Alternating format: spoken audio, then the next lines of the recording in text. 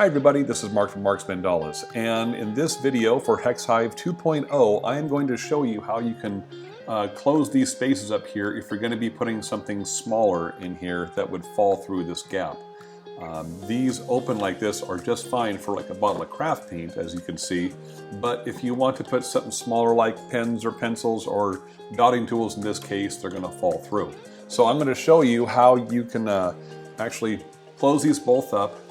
Well, as many as you want to actually, but you can close two of these up with just a single Hex Hive piece right here. You'll have to do some modification, and you're going to need one extra accessory, and that is right here.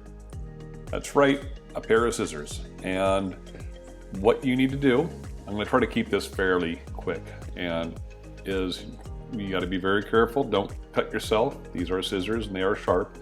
Is you just go along right here, and you're going to cut out this V shape off of here. So as you watch this, I'm just going to, and you're going to want some pretty good scissors to do this. This is very strong plastic. And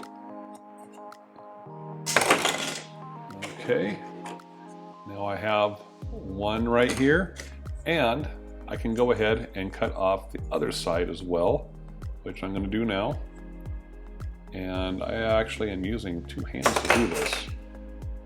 So now this is something that you can dispose of unless I can find something else to use this for, or if you can find something else, please share it with me. And I'll be sure to post it as well for others to see. So now that we have these two pieces here, let's go ahead and put them over here. And let's see here, I've got to make sure I put these the right way. I have the hooks facing the proper direction.